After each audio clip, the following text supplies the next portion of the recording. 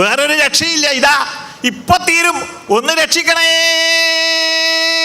എന്നും പറഞ്ഞുകൊണ്ടുള്ള ആ ഒരു നിലവിളി. ആ നിലവിളിയാണ് ഭാഗവത പ്രേമികൾക്ക് കണ്ണീരുണ്ടാക്കുന്ന ഒരു രംഗമാണ് ആ നിലവിളി. അങ്ങനെ ഗർഭാവസ്ഥയിൽ ഭഗവാൻ രക്ഷിച്ച ആ പരീക്ഷിത് മഹാരാജാവ് രാജ്യഭാരം ഏറ്റെടുക്കുകയാണ്. രാജ്യഭാരം ഏറ്റെടുത്തപ്പോൾ അദ്ദേഹത്തിന് 36 വയസ്സ് പ്രായമായിരുന്നു. 36 വയസ്സ് പ്രായമായിരുന്നു അദ്ദേഹത്തിന്. ആ 36ാമത്തെ വയസ്സിലാണ് അദ്ദേഹം രാജ്യഭാരം ഏറ്റെടുക്കുന്നത്. അദ്ദേഹം രാജ്യഭാരം ഏറ്റെടുക്കുന്നത് ഒരു പ്രത്യേക സാഹചര്യത്തിലാണ്. ഒരു സുപ്രഭാതത്തിൽ പറയാണ്, ഉണ്ണി രാജ്യഭാരം ഏറ്റെടുത്തോളൂ, ഞങ്ങൾ പോവുകയാണ് എന്ന് മുത്തശ്ശന്മാർ പറയുകയാണ്. ആരും അദ്ദേഹത്തിനെ നിർദ്ദേശിക്കാനോ ഒരു ട്രെയിനിങ് കൊടുക്കാനോ ഉണ്ടായിരുന്നില്ല. ഈ 36 വർഷം അദ്ദേഹത്തിൻ്റെ മുത്തശ്ശൻ യുധിഷ്ഠിര മുത്തശ്ശനായിരുന്നു മഹാരാജാവ്, ചക്രവർത്തി. മറ്റ് 4 മുത്തശ്ശന്മാർ ചുറ്റും ജ്യേഷ്ഠൻ എന്താ പറയുന്നത് എന്ന് വിചാരിച്ചാൽ അത് നടപ്പിലാക്കാൻ വേണ്ടി തട്ടുകൊടുത്ത് തയ്യാറായി നിൽക്കുകയാണ്. അപ്പോൾ യുവരാജാവായിട്ടുള്ള പരീക്ഷിത് മഹാരാജാവിന് ആ ഭരണരംഗത്തേക്ക് പോകേണ്ട ഒരു ആവശ്യം വന്നിരുന്നില്ല. അദ്ദേഹം വിവാഹം ചെയ്തു. സ്വന്തം അമ്മാമൻ്റെ പുത്രിയായ ഉത്തരൻ്റെ പുത്രിയായ ഇരാവതിയെ വിവാഹം ചെയ്തു. അതിൽ ജയമേനൻ, ശ്രുതസേനൻ, ഉഗ്രസേനൻ തുടങ്ങിയിട്ടുള്ള 4 പുത്രന്മാർ, ഭീമസേനൻ തുടങ്ങിയ 4 പുത്രന്മാരുണ്ടായി. അങ്ങനെ സന്തോഷപ്രദമായിട്ടുള്ള ജീവിതം നയിച്ചുകൊണ്ടിരിക്കുമ്പോഴാണ് ശ്രീകൃഷ്ണ ഭഗവാൻ സുധാമത്തിലേക്ക് തിരിച്ചെഴുന്നള്ളിയിരിക്കുന്നു എന്നുള്ള ആ വാർത്ത നാടെങ്ങും ഞെട്ടലോടെ കേട്ടു. അന്തരീക്ഷം തന്നെ മൂകമായി തീർന്നു. ഭൂമിദേവി പിടഞ്ഞു കരയാൻ തുടങ്ങി. ഇനി ഇവിടെ കഴിഞ്ഞിട്ട് കാര്യമില്ല എന്ന് മനസ്സിലാക്കിയ പാണ്ഡവന്മാർ 5 പേരും പാഞ്ചാലിയും മഹാപ്രസ്ഥാനം ചെയ്തു. ഇത് കേട്ടപ്പോൾ തന്നെ കുന്തിയമ്മ വീണ് ദേഹത്യാഗം ചെയ്തു. അപ്പോൾ അങ്ങനെ ഒരു അന്തരീക്ഷത്തിലാണ് പരീക്ഷിത് മഹാരാജാവ് രാജ്യഭാരം ഏറ്റെടുക്കുന്നത്. വല്ലാത്തൊരവസ്ഥയാണത്. എന്നിരുന്നാലും ഭഗവാന്റെ കൃപ കൊണ്ട് കിം ദുർലഭം ഭഗവതി പ്രസന്നേ ശ്രീനികേതനേ, ഭഗവാന്റെ അനുഗ്രഹങ്ങൾ ഉണ്ടെങ്കിൽ പിന്നെ എന്തിനാ ബുദ്ധിമുട്ട്? രാജ്യഭാരം ഏറ്റെടുത്ത പരീക്ഷിത് മഹാരാജാവിന് ആ ഭരണചക്രം തിരിക്കുന്നതിൽ വലിയ പ്രയാസമൊന്നും ഉണ്ടായില്ല. ആ ഭരണമാറ്റത്തിൽ സുഗമമായിട്ടുള്ള ഭരണമാറ്റം ഉണ്ടായി. മുത്തശ്ശന്മാരാരും കൂടെ നിർദ്ദേശിക്കാനോ ഉപദേശിക്കാനോ ഇല്ലെങ്കിലും അദ്ദേഹത്തിൻ്റെ ആ രാജ്യഭാരം സുഗമമായി കൈകാര്യം ചെയ്യാൻ പറ്റി. 3 അശ്വമേധയാഗങ്ങൾ നടത്തി ദിഗ്വിജയം ചെയ്തു. 30 വർഷക്കാലം, 3 പതിറ്റാണ്ട് കാലം പരീക്ഷിത് മഹാരാജാവിൻ്റെ രാജ്യഭാരം ഉണ്ടായി. ഇന്നത്തെ കണക്ക് പ്രകാരം ശാസ്ത്രജ്ഞർ പറയണു BC 3072 വരെ പരീക്ഷിത് മഹാരാജാവ് രാജ്യഭാരം ചെയ്തു. ആ ദിഗ്വിജയത്തിൻ്റെ സമയത്താണ് അദ്ദേഹം ദിഗ്വിജയം ചെയ്തങ്ങനെ നടക്കുമ്പോഴാണ് കലി പ്രവേശിച്ചിരിക്കണു എന്നുള്ള ആ ഒരു ലക്ഷണങ്ങൾ അദ്ദേഹത്തിന് കണ്ടു തുടങ്ങിയത്. എവിടെയെന്നും നോക്കിക്കൊണ്ട് അങ്ങനെ നടക്കുമ്പോഴാണ് ഒരു രംഗം അദ്ദേഹം കണ്ടു. അതാണ് സുപ്രസിദ്ധമായ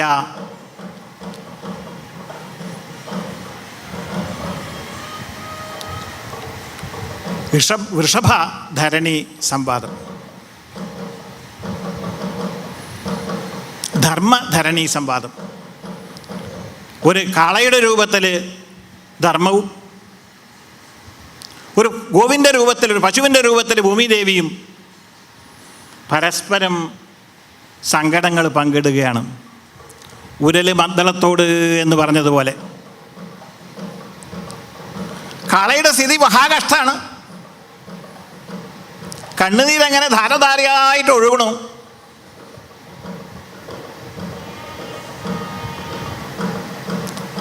നാല് കാലുള്ളത് 3 കാലും ഒടിഞ്ഞ് തട്ടി പൊടിച്ചിരിക്കണം. അങ്ങനെയുള്ളൊരു സമ്പ്രദായം.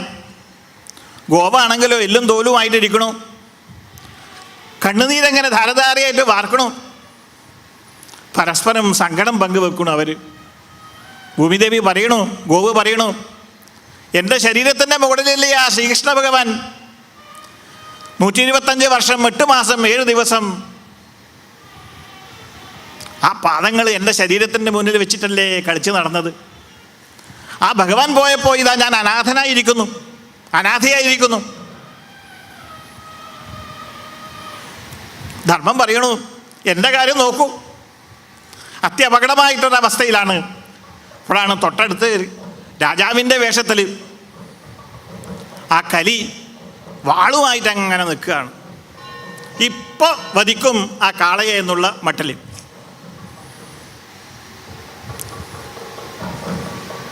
ഇപ്പോൾ വധിക്കാൻ വേണ്ടി തയ്യാറായിരിക്കുന്ന രാജാവ്, ഒരു ഡ്യൂപ്ലിക്കേറ്റ് രാജാവ്. ഇതെങ്ങനെ കണ്ടുകൊണ്ടാണത്രേ പരീക്ഷിത മഹാരാജാവിൻ്റെ വരവ്. ആരെവിടെ എന്നങ്ങനെ ചോദിക്കുകയാണ്. ആരെവിടെ എന്നങ്ങനെ ചോദിക്കുന്നതായ സമയത്താണ് 3 പേരും വിറച്ചു. 2 പേര് വിറച്ചത് സന്തോഷം കൊണ്ട്, മറ്റേ ആൾ വിറച്ചത് ഭയം കൊണ്ട്. സന്തോഷം കൊണ്ട് വിറച്ച ധർമ്മനും ആ ഭൂമിദേവിയും ഞങ്ങളെ നോക്കാൻ ഒരാളുണ്ട് ഇവിടെയല്ലേ എന്നുള്ള ആ സന്തോഷം കൊണ്ടാണ് അവരൊക്കെ കണ്ണീര് വന്നത്. ഇതാ എന്നെ വധിക്കാനൊരാൾ എൻ്റെ കാലത്ത് വന്നിട്ടുണ്ടല്ലോ എന്നുള്ള ഭയം കൊണ്ടാണ് മറ്റേ ആൾ വിറച്ചത്, ഡ്യൂപ്ലിക്കേറ്റ് രാജാവ്, കരിരാജാവ്. അങ്ങനെ അവിടെ ആ കരിരാജാവ് പരീക്ഷിത മഹാരാജാവിനോട് ചോദിക്കാണ്, അങ്ങെന്താ എന്നെ വധിക്കണത്? അങ്ങ് അറിവുള്ള ആളല്ലേ, ധർമ്മജനല്ലേ? ഇതെൻ്റെ കാലല്ലേ മഹാരാജാവേ. ഒരു ചതുർയുഗത്തിൽ 12,000 ദിവ്യ സംവത്സരാണുള്ളത്. അതിൽ എൻ്റെ കാലം 1200 സംവത്സരം, 10% ഉള്ളൂ. അതും എന്നെ വിടില്ല എന്ന് പറഞ്ഞാൽ ശരിയാണോ എന്ന് ചോദിക്കാൻ. അങ്ങ് എന്നെ വധിക്കാൻ പോകുന്നത് ശരിയാണോ? ഞാനിവിടെ പോവും. ഇനി വധിച്ചിട്ടില്ലെങ്കിലും എനിക്ക് എവിടെയെങ്കിലും താമസിക്കാനൊരിടം വേണ്ടേ? അങ്ങ് ധർമ്മജനായിട്ടുള്ള മഹാത്മാവല്ലേ, എനിക്കൊരു സ്ഥലം തരൂ, ഞാനിവിടെ അടങ്ങി ഒതുങ്ങി കഴിഞ്ഞോളാം എന്നങ്ങനെ പറയുക. ഇത് കേട്ടപ്പോൾ മഹാരാജാവിനും തോന്നി, കലോ ശ്രീഹരി കീർത്തന. കലികാലത്തും ചില ഗുണങ്ങളൊക്കെ കലിക്കുമുണ്ട്. അതുകൊണ്ട് വധിക്കണ്ട എന്ന് നിരൂപിച്ച് ആ താമസിക്കാൻ ഒരു 4 സ്ഥലം കൊടുത്തു എന്നാണ് പിന്നത്തെ കഥ. അഹിംസ, പരസ്ത്രീഗമനം ചെയ്യുന്ന സ്ഥലങ്ങൾ, മദ്യപാനം, ചൂതുകളി തുടങ്ങിയ 4 സ്ഥലത്ത് പോരാ എന്ന് പറഞ്ഞപ്പോൾ സ്വർണ്ണക്കട്ടിയിൽ താമസിച്ചോന്നായി. പിന്നീട് ദീർഘശത്രുത്വം പറിച്ചു പുലർത്തുന്നവരിൽ പോയിക്കോ, അങ്ങനെയുള്ള ദുഷിച്ചരംഗങ്ങളിലൊക്കെ ഉണ്ടായിക്കോട്ടെ എന്നും പറഞ്ഞ് കലിക്ക് താമസ സ്ഥലം അനുവദിച്ചു കൊടുത്ത് ആ കാളയുടെ ഒടിഞ്ഞ 3 കാലുകളും പുഷ്ടി രൂപത്തിലാക്കി വെച്ച് അനുഗ്രഹിച്ചു എന്നുള്ളതാണ് പിന്നത്തെ വരുന്ന കഥകൾ. അങ്ങനെ ധർമ്മത്തിന് യാതൊരു കോട്ടവും വട്ടവും തട്ടാതെ പരീക്ഷിത് മഹാരാജാവ് 3 പതിറ്റാണ്ട് കാലം ഭാരത ചക്രവർത്തി പദം അലങ്കരിച്ചു.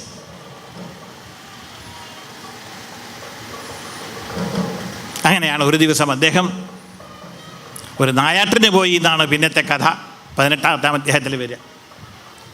ആ നായാട്ടിന് പോയിരിക്കുന്ന അവസരത്തിൽ, നായാട്ട് അന്നത്തെ കാലത്ത് ധർമ്മിഷ്ഠന്മാരായ രാജാക്കന്മാർ ചെയ്യുന്നത് മാംസഭോജനത്തിനൊന്നല്ല. ക്രൂരമൃഗങ്ങൾ വനങ്ങളിൽ കൂടിക്കൂടി വരികയാണെങ്കിൽ ചിലപ്പോൾ അവർ നാട്ടിലേക്ക് ഇറങ്ങും.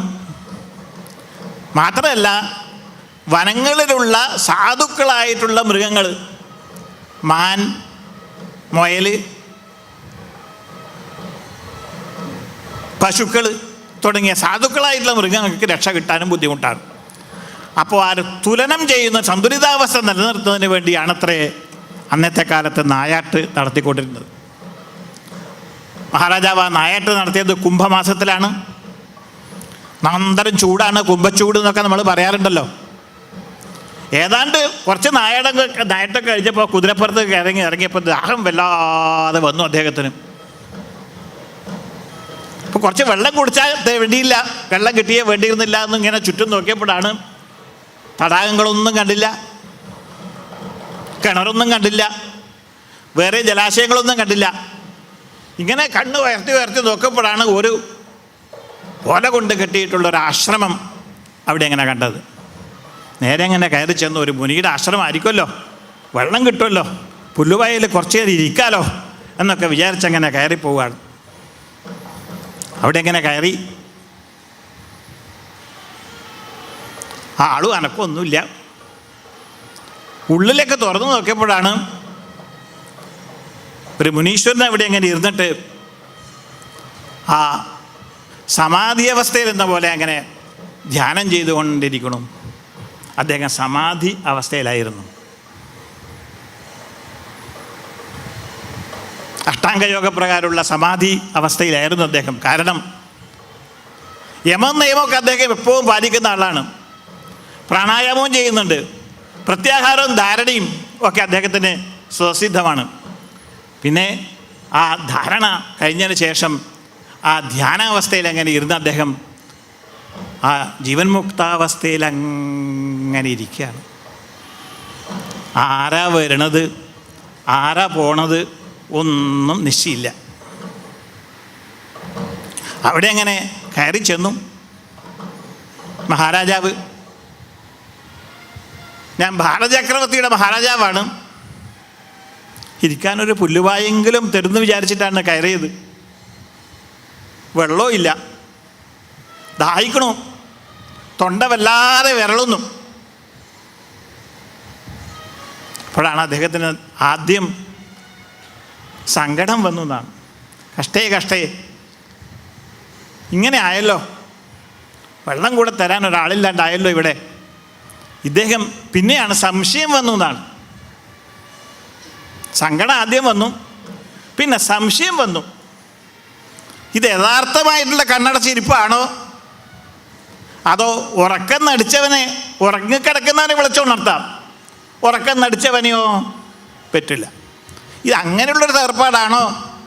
സംശയം അങ്ങനെ തോന്നി അദ്ദേഹത്തിന്. നിർഭാഗ്യവശാൽ അദ്ദേഹത്തിന് തോന്നി ഇതതെ, എത്രയും കള്ളനത്രേ മഹായോഗി പോലിത്ര വെള്ളം കൊടാ ദാഹമുള്ളോർക്കിവൻ. മഹാമൊരം കള്ളനാണ്. എന്നെ കണ്ടിട്ട് ദൂരം ഞാൻ വരുന്ന കണ്ടപ്പോൾ ഈ ധ്യാനാവസ്ഥയിൽ എങ്ങനെ ഇരിക്കുകയാണെന്ന് അങ്ങനെ തോന്നിയത്രേ അദ്ദേഹത്തിന്. നിർഭാഗ്യം എന്നേ പറയണ്ടു. പക്ഷേ ഭാഗ്യം എന്നും പറയാം. കാരണം നമ്മൾ നടന്നിട്ടില്ലെങ്കിൽ നമുക്കിത് ഭാഗവതം കിട്ടുമോ? സർവം ഭവൽ പ്രേരണയൈവ ഭൂമൻ. അപ്പോഴാണ് നോക്കിയപ്പോൾ കണ്ടതൊരു പാമ്പിൻ്റെ ശവശരീരം അങ്ങനെ കിടക്കണം ആ വേദിക്ക് പുറത്തെ. പെട്ടെന്ന് കാണും, കാരണം പാമ്പിൻ്റെ ആ വയറ് ഭാഗമാണ് കണ്ടത്, വെളുത്ത ഭാഗമാണ് കണ്ടത്. അപ്പോൾ വേഗം കണ്ടു. ആ വില്ലുകൊണ്ടങ്ങനെ കൊത്തി അങ്ങനെ ആ മുനീശ്വരൻ്റെ കഴുത്തിൽ ചുറ്റി അവിടെ കിടക്കട്ടെ എന്നും വിചാരിച്ച് കുതിരപ്പുറത്ത് കയറി തിരിച്ച് ഇനി ഇവിടെ നിന്നിട്ട് കാര്യമില്ല, വേഗം കൊട്ടാരത്തിലേക്ക് തന്നെ പോയിക്കൊള്ളയാമെന്നും വിചാരിച്ച് അദ്ദേഹം അങ്ങനെ ഇറങ്ങിപ്പോവുകയും ചെയ്തു. അവിടെ ചെന്ന് ആ ഖജനാവൊക്കെ തൊടുക എന്നുള്ളൊരു സമ്പ്രദായമുണ്ട് ക്ഷത്രിയന്മാർക്ക്, ശുദ്ധമാവാൻ. ഖജനാവൊക്കെ തൊട്ടപ്പോഴാണ് അദ്ദേഹത്തിന് ഞാനെന്താ ചെയ്തത് എന്നുള്ള ആ ഒരു ചിന്ത വന്നത്. മഹാകഷ്ടമായിട്ടൊരു പ്രവൃത്തിയാണല്ലോ ഞാൻ ചെയ്തത്.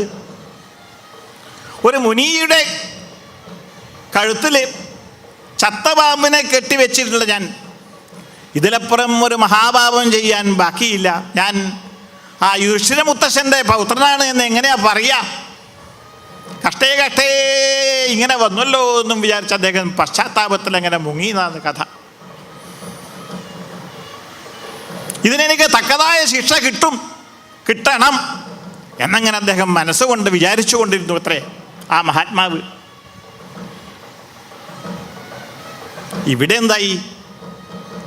ആശ്രമത്തിൽ, ആ ശമീക മഹർഷിയുടെ ആശ്രമത്തിൽ അദ്ദേഹത്തിൻ്റെ പുത്രനായിട്ടുള്ള ശൃംഗി, ഏതാണ്ടൊരു 14 വയസ്സ് പ്രായമുള്ള ആ കുട്ടി കുറച്ച് കൂട്ടുകാരോടൊത്ത് കളിക്കുകയായിരുന്നു. അതിലൊരു കൂട്ടുകാരൻ എന്തോ പന്താമറ്റെടുക്കാൻ അങ്ങോട്ട് പോയപ്പോൾ ആശ്രമത്തിലേക്ക് നോക്കിയപ്പോഴാണ് മഹർഷിയുടെ ഈ ഇരിപ്പ് കണ്ടത്. തിരിച്ചു വന്നിട്ട് പറഞ്ഞു അത്രേ, എടോ ശൃംഗി, നിന്റെ അച്ഛനിപ്പോൾ ശിവനായിട്ടുണ്ടല്ലോടോ.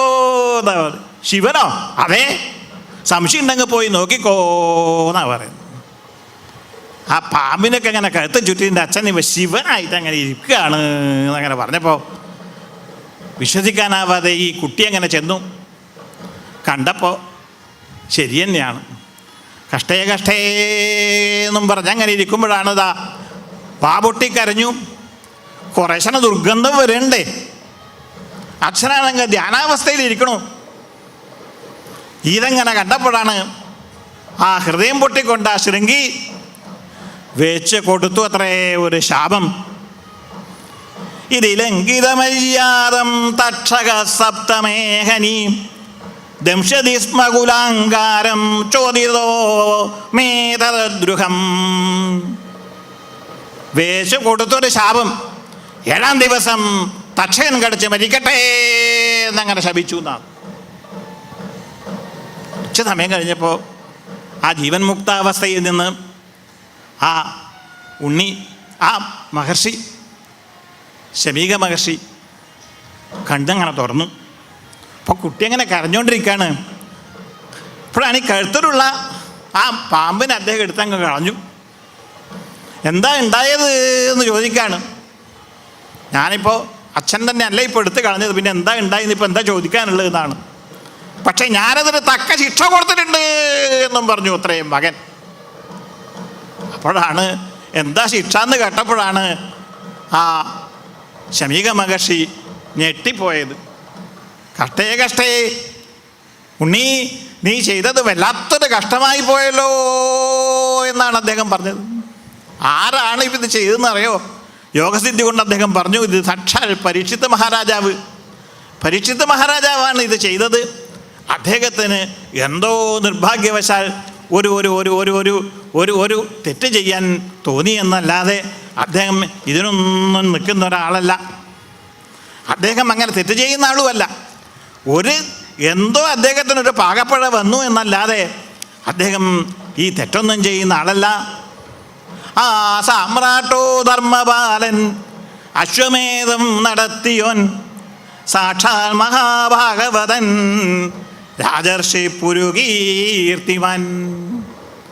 ആ സാമ്രാട്ടോ ധർമ്മപാലൻ അശ്വമേധം നടത്തിയോൻ സാക്ഷാൽ മഹാഭാഗവതൻ രാജർഷി പുരുകീർത്തിമാൻ. ഇനി ആരാണെന്നറിയോ? അദ്ദേഹം സാക്ഷാൽ യുധിഷ്ഠിര മഹാരാജാവിൻ്റെ പൗത്രനാണ്. അശ്വമേധയാഗം നടത്തിയിട്ടുള്ള മഹാത്മാവാണ് അദ്ദേഹം. എന്തോ ഒരു സമയത്തിൻ്റെ ദോഷം കൊണ്ടൊരു തെറ്റ് ചെയ്തു എന്നല്ലാതെ ആ ധർമ്മപുത്ര മഹാരാജാവിൻ്റെ പൗത്രനായിട്ടുള്ള ആ മഹാരാജാവ് നീ ഒരിക്കലും ശപിക്കാൻ പാടില്ലായിരുന്നു എന്നാണ്. അദ്ദേഹം മഹാഭാഗവതനായിട്ടുള്ള മഹാത്മാവാണ്, രാജർഷിയാണ് അദ്ദേഹം. നീ ചെയ്തത് കഷ്ടമായി പോയല്ലോ ഉണ്ണീ എന്നങ്ങനെ പറയാണ് വിലാപത്തോട് കൂടിയിട്ട്. പിന്നെയോ മാത്രമല്ല, രാജഹത്യ എന്ന് പറഞ്ഞു കഴിഞ്ഞാൽ ബ്രഹ്മഹത്യ പോലെ തന്നെയാണ്. രാജാവില്ലാതെ കഴിഞ്ഞാൽ എന്താ സംഗതി? രാജ്യത്ത് നിയമ പാലനമില്ലാതെയാവും, അരാജകത്വം ഉണ്ടാവും. അതുകൊണ്ട് ആ കയ്യൊക്കുള്ളവൻ കാര്യക്കാരനായി മാറും. അപ്പോൾ രാജാവിനെ വധിക്കുക എന്ന് പറഞ്ഞു കഴിഞ്ഞാൽ അതിലപ്പുറം ഒരു മഹാപാപം വേറെയില്ല എന്നാ. രാജ്യത്തെ അനാഥമാക്കുക എന്നുള്ളതാണ് അതിൻ്റെ ഭവിഷ്യത്ത്. അതുകൊണ്ടല്ലേ വേനനൊക്കെ അംഗമഹാരാജാവ് നാട് വിട്ടു പോയപ്പോൾ വേനനെ രാജാവാക്കാൻ ഭൃഗ്വാദി ഋഷീശ്വരന്മാർ ഒരു രാജാവ് വേണം, അതല്ലെങ്കിൽ ചോരപ്രായം ജനപദം ഹീനസത്യമരാജകം. അപകടം വരും. അതുകൊണ്ട് രാജാവിനെ വധിക്കുക, മരണത്തിലേക്കുള്ള ശാപം കൊടുക്കുക എന്നൊക്കെ പറഞ്ഞു കഴിഞ്ഞാൽ വല്ലാത്ത കഷ്ടമായല്ലോ എന്നങ്ങനെ പറഞ്ഞ് ഏതായാലും ഈ വിവരം മഹാരാജാവിനെ അറിയിക്കണമെന്നും പറഞ്ഞ് ആ മഹാരാജാവിൻ്റെ അടുത്തേക്ക് ദൂതനെ പറഞ്ഞയച്ചു. ആ ശാപവിവരം അറിയിച്ചു എന്നാണ് കഥ, പിന്നത്തെ കഥ. എന്നിട്ട് പറയാണ്, ഈ അപക്വബുദ്ധിയായിട്ടുള്ള എൻ്റെ മകൻ ചെയ്തിട്ടുള്ള ആ തെറ്റ് പൊറുക്കണേ എന്നങ്ങനെ പറഞ്ഞുകൊണ്ട് ആ ശമീക മഹർഷിയുടെ പ്രാർത്ഥനയാണ് പിന്നെ നമുക്കവിടെ കാണാൻ കഴിയുക. മഹാരാജാവാണെങ്കിലോ ഈ ശാപവിവരം അറിഞ്ഞപ്പോൾ അദ്ദേഹം തോന്നി സന്തോഷമായി. തെറ്റ് ചെയ്താൽ ശിക്ഷ വേണം, അതിപ്പം ഞാനായതുകൊണ്ടൊരു മാറ്റമൊന്നും വേണ്ടെന്നാണ്. ആ ശിക്ഷ അദ്ദേഹം സ്വയം സ്വീകരിക്കാൻ തയ്യാറായി. തൻ്റെ ശ്രീമന്തപുത്രനായിട്ടുള്ള ജയമേനെ രാജ്യഭാരം ഏൽപ്പിച്ച് അദ്ദേഹം അവിടെ നിന്ന് ആ ഗംഗാതീരത്തേക്ക് അങ്ങനെ പോവുകയാണ്. പ്രായോപവേശം ചെയ്യുകയാണ്. ദർഭകൾ ഗംഗാതീരത്തിൻ്റെ ആ തെക്കേ കരയിൽ വടക്കോട്ടഭിമുഖമായിട്ട് അങ്ങനെ ഇരുന്ന് ദർഭപ്പുല്ലങ്ങനെ ധാരാളം കിഴക്കോട്ട് തലയായി വിരിച്ച് പ്രായോപവേശം ചെയ്യുക എന്നുള്ള ആ ദൗത്യം. എന്ന് വെച്ചാലോ, മരണം വരെ ജലപാനം പോലും കഴിക്കാതെ ഈശ്വരപ്രാർത്ഥനയായി മാത്രം കഴിയുക എന്നുള്ള ആ യജ്ഞത്തിലേക്ക് അദ്ദേഹം നീങ്ങുന്നതാണ് പിന്നീട് കാണും. മഹാരാജാവ് ഒരു ബ്രാഹ്മശാപത്തിൽപ്പെട്ട് അപകടം പറ്റിയിരിക്കണു എന്നുള്ള വാർത്ത കാട്ടുതീ പോലെ പരക്കാൻ തുടങ്ങി. ആയിരക്കണക്കിന് ആൾക്കാർ ഗംഗാതീരത്തൊക്കെ അങ്ങനെ ഒഴുകി. രാജർഷിമാർ, ബ്രഹ്മർഷിമാർ, ദേവർഷിമാർ എല്ലാവരും അങ്ങനെ വന്നങ്ങനെ ചുറ്റും കൂടി. എത്രയേ കഷ്ടേ നമ്മുടെ മഹാരാജാവിന് ഇങ്ങനൊരു കാലക്കേട് വന്ന് പണഞ്ഞല്ലോ എന്നും പറഞ്ഞുകൊണ്ട് എത്രയെത്ര ഋഷീശ്വരന്മാരവിടെയാണ് അങ്ങനെ വന്നു തുടങ്ങിയത് കയ്യും കണക്കില്ല. അത്ര വസിഷ്ഠശ്ചവനാശരാദ്വാൻ ശരദ്വാൻ അരിഷ്ടനേ ബിർബുരംഗിരാശ്ച പരാശരോഗാദിസുതോദരാമൗദത്യ ഇന്ദ്രപ്രമദേർമവാഹോ മേധാതിർദേവലാഷ്ടിഷേണോ ഭാരദ്വജോ ഗൗതമവിപ്പിലാദ മൈത്രേയ ഉർവ കവശകുംഭയോനിർ ദ്വൈവായനോ ഭഗവൻ നാരദശ്ച. എത്ര ആൾക്കാർ അവിടെ, എത്ര ഋഷീശ്വരന്മാരവിടെ ചെന്നുകൂടി എന്ന് ചോദിക്കുന്നതിന് പകരം എത്ര ഋഷീശ്വരന്മാരവിടെ വന്നില്ല എന്ന് ചോദിക്കുന്നതായിരിക്കും മെച്ചം. അത്രി മഹർഷി, വസിഷ്ഠൻ, ശവനൻ, ഭരദ്വാജൻ, അങ്കിരസ്, പരാശരൻ, വിശ്വാമിത്രൻ, പരശുരാമ മഹർഷി, ദേവലൻ, ഭരദ്വാജൻ, ഗൗതമൻ, മൈത്രേയൻ, അഗസ്ത്യൻ, വ്യാസമഹർഷി, സാക്ഷാൽ നാരദ മഹർഷി എല്ലാവരും അങ്ങനെ ഒത്തുകൂടിയവിടെ. എന്നിട്ട് അവർ പരസ്പരം നോക്കുകയാണ് എന്താ ചെയ്യുക. മഹാരാജാവ് ഉണ്ടെങ്കിൽ അവരോട് പറയണോ, ഹേ ഋഷീശ്വരന്മാരെ, എൻ്റെ അവസ്ഥ നിങ്ങൾ കണ്ടില്ലേ, ഞാനൊരു ബ്രഹ്മശാപത്തിൽ കുടുങ്ങിയിരിക്കണോ, എന്താണ് ഇതൊരൊന്ന് പോംവഴി എന്ന് നിങ്ങളെല്ലാവരും ഒന്ന് ആലോചിച്ചൊരു തീർപ്പാക്കണേ എന്നങ്ങനെ പറയാം. ഇവരാണെങ്കിലോ എന്താ വേണ്ടുവെന്ന് നിശ്ചയമില്ലാതെ കണ്ട് അങ്ങോട്ടും ഇങ്ങോട്ടും നോക്കുകയാണ്. ചിലർ പറയണു ഒരു യാഗം നടത്തിച്ചാലോ എന്നാണ്. അപ്പോൾ ചിലർ പറഞ്ഞു യാഗമൊന്നും വേണ്ട, ഇപ്പോൾ എത്ര ഈ 7 ദിവസം സമയമുള്ളൂ, യാഗം ഒന്നും വേണ്ട, നമുക്കൊരു തപസ്സായാലോ എന്നാണ്. ചിലർ പറഞ്ഞു തപസ്സൊന്നും വേണ്ട, യോഗ ആയിക്കോട്ടെ, യാഗവും വേണ്ട, തപസ്സും വേണ്ട, യോഗ ആയിക്കോട്ടെ. എന്നാൽ വല്ല അഷ്ടൈശ്വര സിദ്ധിയൊക്കെ കിട്ടിക്കഴിഞ്ഞ് രാജാവിന് രക്ഷപ്പെടാൻ പറ്റിയാലായില്ലേ എന്നാണ് വേറൊരു ചിലരുടെ. ഇങ്ങനെ എന്താ വേണ്ടു എന്നങ്ങനെ സംശയിച്ചു കൊണ്ടങ്ങനെ ഇരിക്കുകയാണ്. അപ്പോഴാണ് ഒന്നിനും ഒരു തീരുമാനമാകാതെ ഇരിക്കുന്നൊരവസരത്തിൽ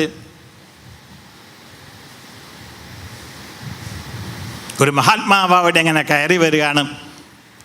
തത്രാഭവൽ ഭഗവാൻ വ്യാസപുത്രോ എതിർച്ചയാഗാമം അടമാനോനപേക്ഷ അലക്ഷ്യലിംഗോ നിജലാവതുഷ്ടോ വൃതശ്ചപാലൈരവധൂതവേഷ തം ദുഷ്ടവർഷം സുകുമാരപാദം കരോരുബാഹ്വം സുഗുപോലകണ്ഠം സുഗപോലഗാത്രം ചാർവായദാക്ഷോ ന സതുല്യകർണസുബ്രാനനം കമ്പുസുജാതകണ്ഠം.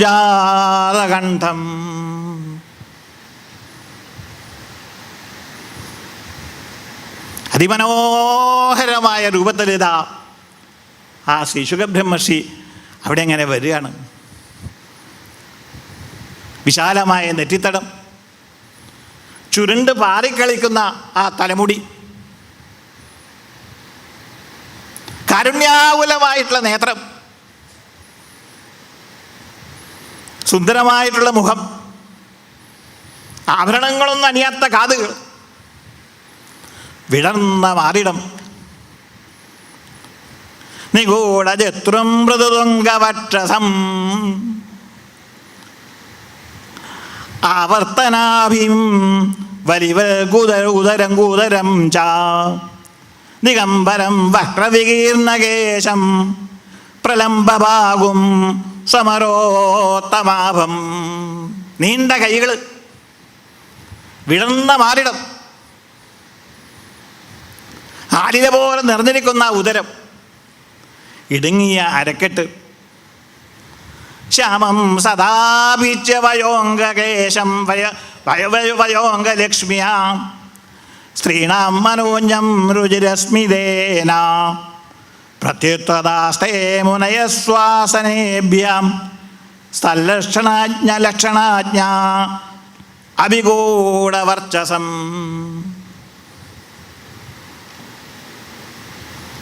അഴകുന്നം ഗുരുനാഥൻ പറയണു, പീലിയും ഗോവിയും മാലയും ചാത്താതെ കാലിൽ ചീലമ്പുകളിട്ടീടാതെ മന്ദസ്മിതദ്രവദനകമലനായി മന്ദം നടപ്പൊരു ബാലയോഗി. പീലിയും ഗോവിയും മാലയും ചാത്താതെ കാലിൽ ചീലമ്പുകളിട്ടീടാതെ മന്ദസ്മിതദ്രവദനകമലനായി മന്ദം നടപ്പൊരു ബാലയോഗി. സാക്ഷാ ശ്രീകൃഷ്ണൻ തന്നെ. ഒരു വ്യത്യാസമേ ഉള്ളൂ. എന്താണ്? പിലിത്തിരിമുടിയൊന്നുമില്ല, ഗോപിക്കുറിയൊന്നും തൊട്ടിട്ടില്ല, വാലിട്ട് കണ്ണെഴുതിയിട്ടില്ല, പീതാംബരം ചുറ്റിയിട്ടില്ല. അദ്ദേഹത്തിൻ്റെ ദിഗംബരനാണ് അദ്ദേഹം. അങ്ങനെയുള്ള ആ മഹാത്മാവ് അവിടെ എങ്ങനെ കയറി വരികയാണ്. ശ്രീ ഗുരുവായൂരപ്പൻ അഥവാ പരീക്ഷിത്ത് മഹാരാജാവിന് ഏൽപ്പിച്ചു കൊണ്ടിരിക്കുന്ന ഒരു മഹാഭാഗ്യം, നമ്മുടെയും മഹാഭാഗ്യം. ആവശ്യമുള്ളപ്പോൾ കാക്കുവാനാകുന്ന ദൈവത്തെ വാതിയോൻ ഞാനേ ധന്യൻ. ആവശ്യമുള്ളപ്പോൾ കഴിയുന്ന സഹായം ചെയ്യുന്ന ആ ഭഗവാൻ, അന്യൻ്റെ സങ്കടം കണ്ടലിഞ്ഞിടുന്ന മാന്യമനസിയായിരുന്നു പാരിൽ ഏകൻ ഗുരുവായൂരപ്പനോരാളന്യേ ആകവേ നോക്കിയാലാരുമില്ല. ആ ഭഗവാൻ ആ പരീക്ഷിത്ത് മഹാരാജാവിൻ്റെ സമീപത്തേക്ക് ആ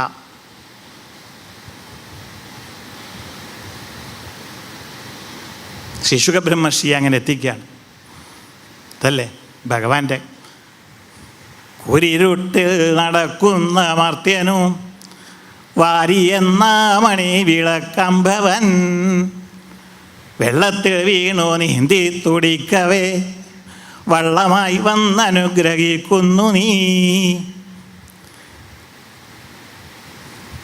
നീരിനു വേണ്ടി ദാഹിക്കുന്നേരത്തു മാരിയായി വന്നനുഗ്രഹിക്കുന്നു നീ. അന്നമല്ലോ വിശക്കുന്നവർക്കു നീ, വന്ന രോഗങ്ങൾ മാറ്റും മരുന്നു നീ. ഏതു ദിക്കിലും ഏത് രൂപത്തിലും ഏതു ദേശത്തും ഏതൊരു മട്ടിലും വന്നു ഞങ്ങളെ അനുഗ്രഹിക്കുന്ന നീ. എന്നും എന്നുമേ ഞങ്ങൾക്കൊരാശ്രയം. പാലേലി ഗുരുനാഥൻ പറയണു, ആവശ്യത്തിന് സഹായിക്കുന്ന ഭഗവാൻ. അങ്ങനെ ആ ശ്രീ ശുഖബ്രഹ്മർഷി അവിടെ എത്തിച്ചു. എല്ലാവരും ആ ശ്രീ ശുഖബ്രഹ്മർഷി അങ്ങനെ കണ്ടപ്പോൾ ലക്ഷണം നോക്കി മനസ്സിലാക്കി ഇത് ശിശുഖൻ തന്നെയാണെന്ന് മനസ്സിലാക്കിയപ്പോൾ എല്ലാ ഋഷീശ്വരന്മാരും രാജർഷികളും ബ്രഹ്മർഷികളും ദേവർഷികളും ഇരുന്നവർ എഴുന്നേറ്റ് നിന്ന് കൈകൂപ്പി, നിന്നവർ അവിടെ നിന്നുകൊണ്ട് കൈകൂപ്പി സാഷ്ടാംഗം നമസ്കരിച്ചു. അങ്ങനെ ശ്രീമദ് ഭാഗവത ശ്രവണത്തിനുള്ള പശ്ചാത്തലം അവിടെ അങ്ങനെ ഒരുക്കുകയാണ്.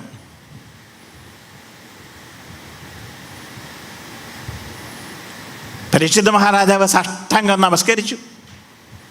എന്നിട്ട് ആ ആസനത്തിൽ അവിടെ അങ്ങനെ ഇരുത്തി ആസനമിതം സ്വാഗതമസ്തു എന്നൊക്കെ പറഞ്ഞ് ജലഗന്ധാദി പുഷ്പങ്ങളെ കൊണ്ട് അർച്ചിച്ചു. ധൂപദീപാദികൾ കാട്ടി. പരമദയാലോ വാഹിമാം ശിവരോ വാഹിമാം എന്നങ്ങനെ പൊട്ടിക്കരഞ്ഞുകൊണ്ട് വീണ് നമസ്കരിച്ചുകൊണ്ട്. ഇതാണ് ശ്രീമദ് ഭാഗവതത്തിൻ്റെ പ്രഥമസ്കന്ധത്തിൽ കാണുന്ന അത്യാകർഷണമായിട്ടുള്ള രംഗം.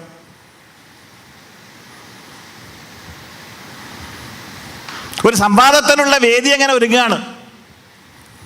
പരമയോഗ്യനായിട്ടുള്ള വക്താവ്, പരമയോഗ്യനായിട്ടുള്ള ശ്രോതാവ്. ഒരു വക്താവിന് 14 ഗുണങ്ങൾ വേണമെന്നൊക്കെയാണ് നിങ്ങൾ ചരിത്രങ്ങളിലൊക്കെ കേട്ടിട്ടുണ്ടാവും. ഒരു ശ്രോതാവിനും 14 ഗുണങ്ങൾ വേണമെന്നൊക്കെയാണ്. മോഡേൺ മാനേജ്മെൻറ്റിൽ ഇതൊക്കെ പറയുന്നുണ്ട്.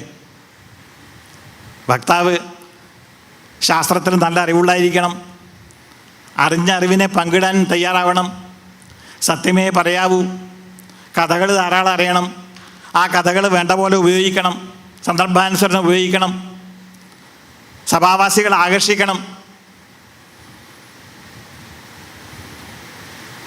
സത്യമേ പറയാവൂ.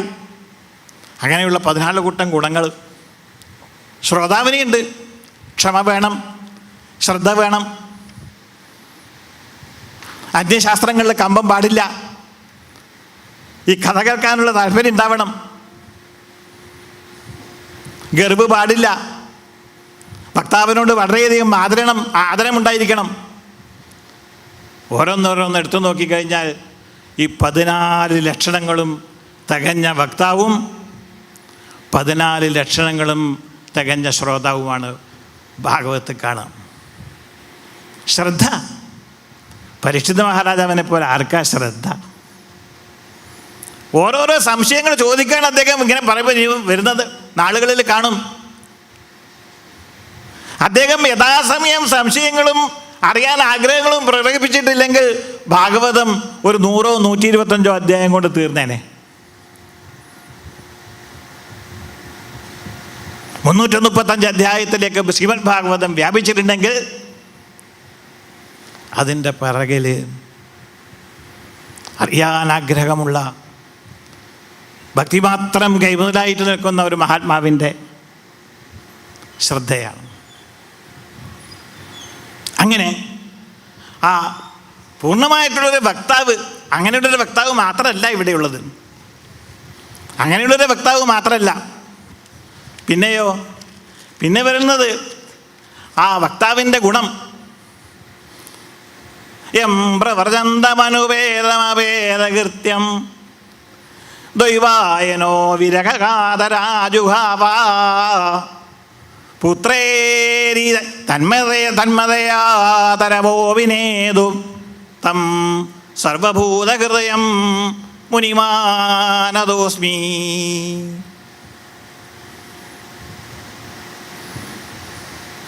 ഏതാ വർണ്ണം, ഏതാ ആശ്രമം ചോദിച്ചു കഴിഞ്ഞാൽ ഇല്ല. അതാണ് ഇവിടെ പറഞ്ഞത്, ബാലൈരവധൂത അവധൂത വേഷ. അവധൂതനാണ്. അവധൂതോപനിഷത്ത് എന്ന് പറഞ്ഞിട്ട് ഉപനിഷത്തിനുണ്ട്. സന്യാസിമാർ 4 പേരാണെന്ന് ഇപ്പോൾ ദ്വിതീയ സ്കന്ധത്തിൽ കാണും, തൃതീയത്തിൽ. ഇവിടെ അവധൂതൻ എന്ന് പറഞ്ഞാൽ അതും കഴിഞ്ഞിട്ടുള്ളതാണ്. കുടീജകൻ, ഭഗദ്വൻ, ഹംസൻ, പരമഹംസൻ എന്നൊക്കെ പറഞ്ഞിട്ട് 4 വിഭാഗങ്ങൾ സന്യാസിമാരുടെ ഇടയിൽ. അവിടുന്ന് കഴിഞ്ഞിട്ട് സന്യാസോപനിഷത്തിൽ പറയുന്നു 6 തരം സന്യാസിമാരുണ്ട് എന്നാണ്.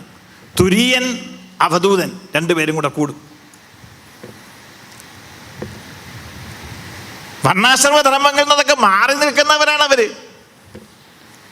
ശരീരബോധമൊന്നുമില്ല. അങ്ങനെയുള്ള ആ മഹാത്മാവ്, അങ്ങനെ ആ മഹാത്മാവിനെ കിട്ടി. പരീക്ഷിത്തിൻ്റെ ഭാഗ്യം നമ്മുടെ എല്ലാവരുടെയും ഭാഗ്യം.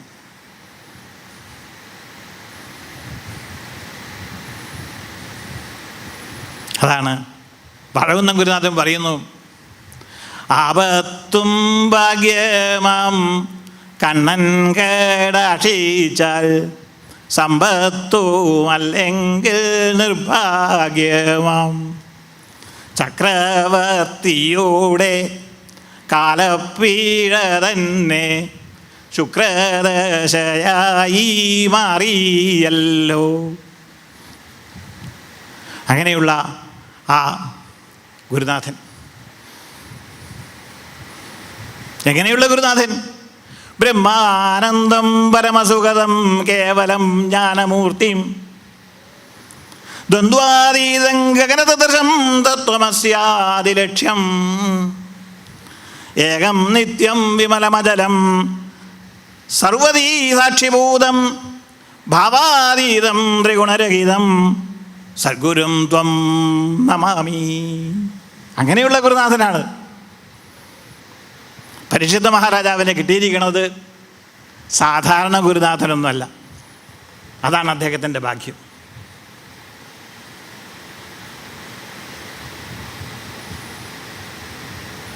ഗുരു നേരെയല്ലെങ്കിൽ പിന്നെ കുറച്ച് ബുദ്ധിമുട്ടാണ്. അതാണ് സത്യവ്രത മഹാരാജാവ് ആ മത്സ്യമൂർത്തിയോട് പറയും, ജ്ഞാനം തികഞ്ഞിട്ടില്ലാത്ത ഗുരുനാഥൻ വന്നു കഴിഞ്ഞാൽ അന്തനെ നയിക്കുന്നത് പോലെയായി മാറുന്നതാണ്. പിന്നിപ്പോൾ എന്താ രക്ഷ? അന്തൻ വഴികാട്ടി എന്ന മട്ടജ്ഞാന വിദ്വൻ ഗുരുവാകി നിഷ്ഫലം. സത്യവ്രത മഹാരാജാവ് പറയുന്ന ഈ അഷ്ടമസ്കന്ധത്തിൽ കാണാം. അങ്ങനെയുള്ള ഗുരുവിനെ കെട്ടിയിട്ട് കാര്യമൊന്നുമില്ല. എന്നാൽ ഇവിടെ വന്നിരിക്കുന്നത് അങ്ങനെയുള്ള ഗുരു അല്ല. യഥായോഗ്യനായിട്ടുള്ള പരമയോഗ്യനായിട്ടുള്ള ഗുരുക്കളുടെ ഗുരുവായിട്ടുള്ള ശ്രീ ശുഖബ്രഹ്മർഷിയാണ് വന്നിരിക്കുന്നത്. അങ്ങനെ ആ പക്ഷി അവിടെ എങ്ങനെ ഇരുന്നപ്പോൾ പറഞ്ഞു, പരീക്ഷിത്തേ, അങ്ങ് ദുഃഖിക്കൊന്നും വേണ്ടട്ടോ. ഏഴകസുണ്ടല്ലോ കേദിക്കാവേണ്ട നീ, പാഴായ നിൻ ജന്മം ഞാനുള്ളപ്പോൾ. പരീക്ഷിത്തേ, അങ്ങ് ബുദ്ധിമുട്ടൊന്നും വേണ്ട കേട്ടോ. ഞാനുള്ളത് കൊണ്ട് ഞാൻ അങ്ങേ വേറെ വഴി കാണിച്ചു കൊടുത്തോളാം. ഏതൊരു ഗുരുനാഥനാണ് അങ്ങനെ ഒരു ഗ്യാരണ്ടി കൊടുക്കാൻ പറ്റുക? പാഴായിക നിൻ ജന്മം ഞാനുള്ളപ്പോൾ. ഇതെങ്ങനെ കേട്ടപ്പോൾ കുറച്ച് സമാധാനമായി. എനിക്ക് കരകയറാനൊരു വഴിയുണ്ടല്ലോ എന്നുള്ള ആ ഒരു ഒരു ഒരു ഒരു ഒരു സന്തോഷം ഉണ്ടായി ആ ശ്രോതാവിന്. അങ്ങക്ക് 7 ദിവസം ഉണ്ടല്ലോ, നമുക്കോ ഇന്നലെയല്ലേ മള്ളിയൂർ അദ്ദേഹം പ്രഭാഷണമൊക്കെ ചെയ്തത് എന്നാണ് പറയുക. ഇപ്പോൾ അതെ, അങ്ങനെ ഉണ്ടായത്. നമ്മളെ കാര്യം അങ്ങനെയാണ്. ഖട്വാങ്ക മഹാരാജാവിന് 48 മിനിറ്റെങ്കിലും ഉണ്ടായിരുന്നു. 2 മണിക്കൂർ, 2 മുഹൂർത്തം. അദ്ദേഹത്തിൻ്റെ കഥകൾ വരണ്ട് നവമത്തിൽ വരും. ഇവിടെ ശ്രീ ശുഖബ്രഹ്മർഷി ഒന്ന് അനുസ്മരിക്കും.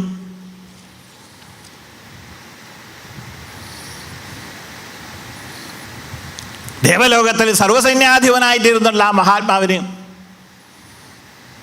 റിട്ടയർമെൻ്റ് ഇപ്പോൾ ഒരു യാത്രയപ്പൊക്കെ ഉണ്ടായി. ദേവന്മാരൊക്കെ കൂടിയിട്ടേ വളരെ സന്തോഷമായി. അവിടുത്തെ സേവനം വളരെ ഭംഗിയായി. കാലമായല്ലോ, ഇനി റിട്ടയർമെൻ്റായി. അങ്ങേക്ക് എന്താ വരം വേണ്ടത് എന്ന് വിചാരിച്ചു കഴിഞ്ഞാൽ ഞങ്ങളങ്ങ് തന്നേക്കാ. മുക്തി മാത്രം ചോദിക്കാതെ അത് ഗുരുവായൂരപ്പന് മാത്രമേ പറ്റുള്ളൂ. ബാക്കി എന്താ വേണമെന്ന് വെച്ച് കഴിഞ്ഞാൽ അതങ്ങ് തരാം.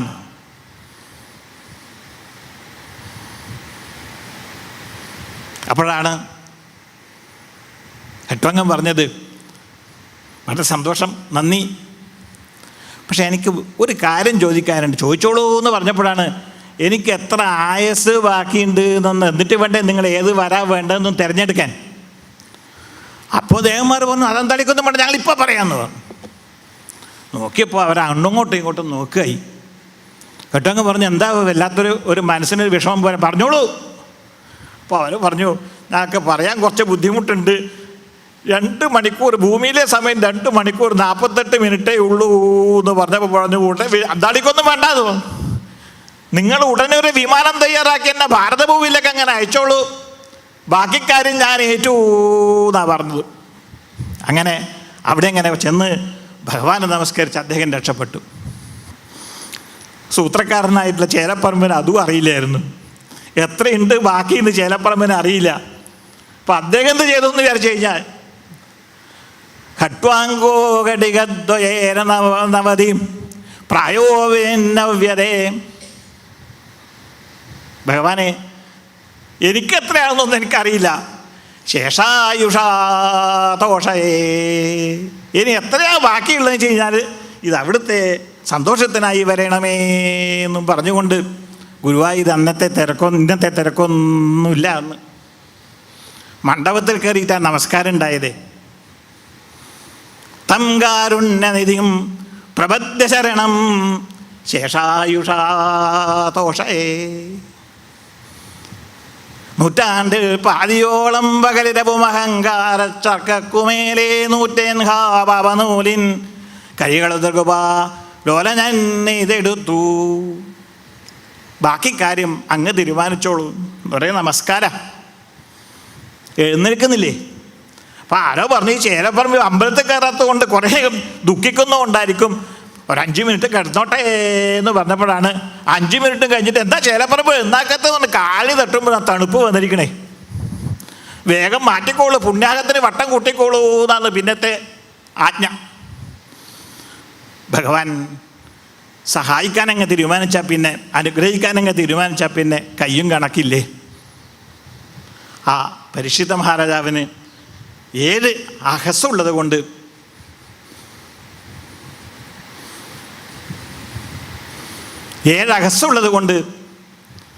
ശ്രീ ശുക ബ്രഹ്മർഷി പറഞ്ഞു, മഹാരാജാവെ അങ്ങ് ദുഃഖിക്കണ്ട, ഞാൻ വഴികാട്ടിത്തരാം.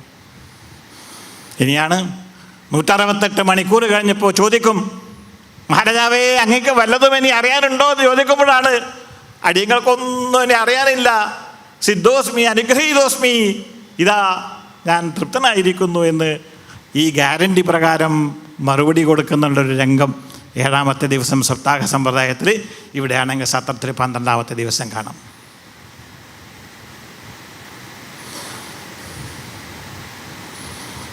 അങ്ങനെ ആ ഗുരുനാഥനെ അവിടെ അങ്ങനെ ഇരുത്തി ഈ പരീക്ഷിത മഹാരാജാവ് ചോദിച്ചു, ഹേ ഗുരുനാഥ, അങ്ങ് അടിയങ്ങൾക്ക് പറഞ്ഞു തരണേ, ശ്രോതവ്യം അധോ ജപ്യം കർത്തവ്യം നൃവിപ്രഭോ സ്മർത്തവ്യം ഭജനീയം വാ ബ്രൂഹിയൽ വാ വിപര്യം.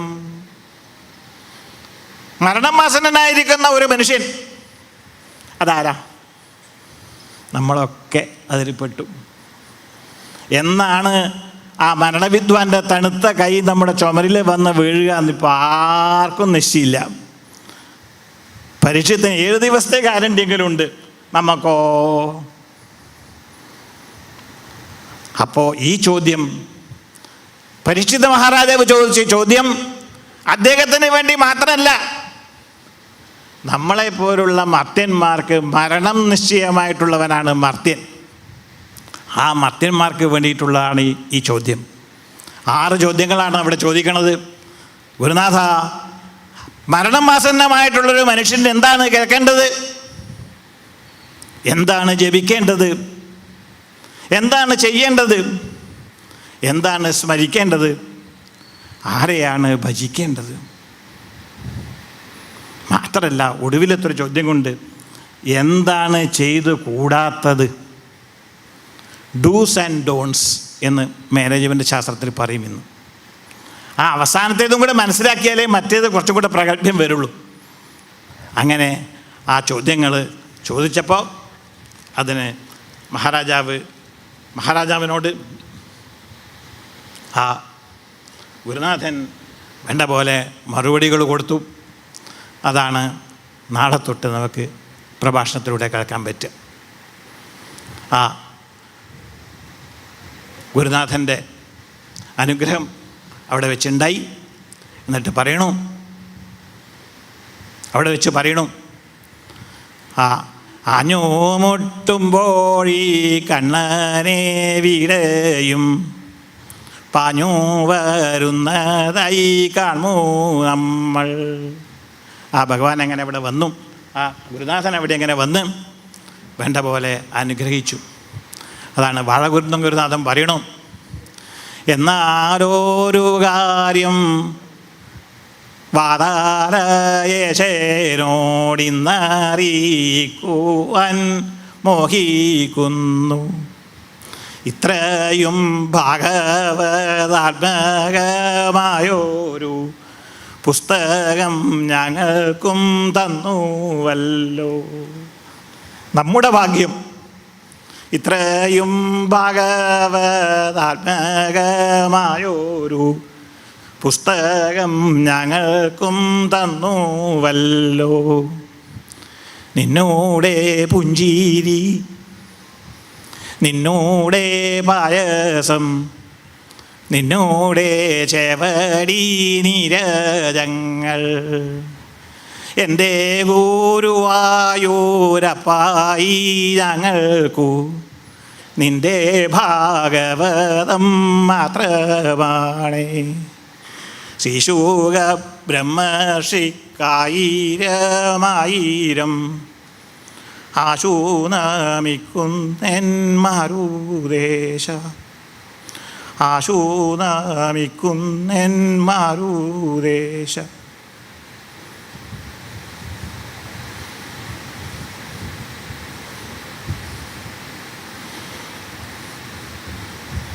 ആശു നമിക്കുന്നൻ മാരുദേശ. അഖില ഭാരത ശ്രീ